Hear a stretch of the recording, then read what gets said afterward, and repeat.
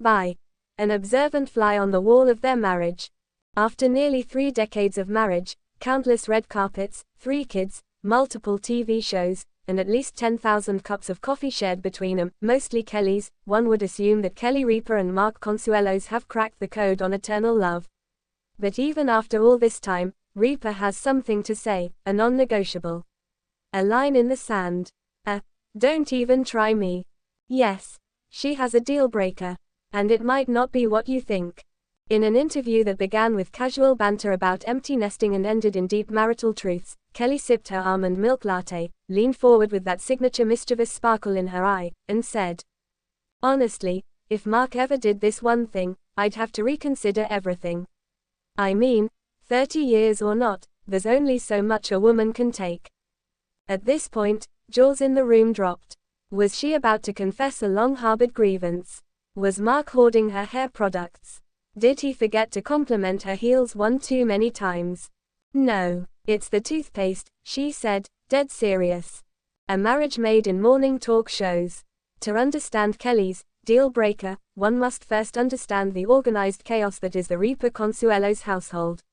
Even though all 3 of their kids, Michael, Lola, and Joaquin, have moved out, sort of, the home remains a whirlwind of schedules, FaceTimes, and enough back and forth flights to warrant their own TSA agent. They met on the set of All My Children in the 90s, when shoulder pads were big and their chemistry was bigger. They eloped to Las Vegas, young and giddy and possibly unaware that the real challenge wouldn't be balancing careers or parenting, but balancing a shared bathroom sink. He squeezes the toothpaste from the middle, Kelly said, eyes narrowing like a woman recounting betrayal. I've told him for 29 years, from the bottom. Roll it up, push it neatly upward like a normal, functioning adult human being. Mark's response, a shrug and a kiss on her cheek. Deal breaker or daily comedy? Is it really a deal breaker, or is it just part of the playbook in a marriage that has survived Hollywood, long-distance work stints, parenting teens, and Instagram trolls? That's the thing, Kelly laughs. When you've been together this long, the little things become the things. You stop caring about dramatic gestures and start caring about whether the other person leaves wet towels on the bed or replaces the toilet paper roll properly. It's easy to romanticize long-term relationships as effortless once people make it. But Ripa is refreshingly honest, it's work. It's laughter. It's low-grade, toothpaste-related warfare. We've had fights about bigger stuff, of course, she says. But somehow, the toothpaste thing, it just gets me every time. It's the hill I will die on. Why the little things matter. There's something quietly powerful in Kelly's mock seriousness about the toothpaste. Because beneath the joke is a universal truth. Over time, relationships aren't broken by dramatic affairs or massive blowouts. Often, it's the accumulation of little misalignments, who does the dishes, who hogs the remote, who always leaves exactly 1 sip of orange juice in the fridge. Maybe my toothpaste deal breaker is symbolic, Kelly muses. It represents compromise, attention to detail, respect for shared space. That or I'm just really OCD about dental hygiene. Even Mark, in a later interview, laughed about it. Listen, he said, if she hasn't left me by now for the toothpaste thing, I think I'm safe. But I do try, sometimes, when I remember. He grins. It keeps things interesting. 30 years, 300 arguments, 3,000 laughs. When asked how they've made it work for so long, and in the glare of the spotlight, no less, Kelly doesn't hesitate.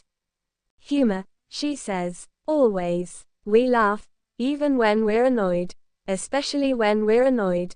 She also credits something less glamorous, growth. We're not the same people we were in 1996, she says.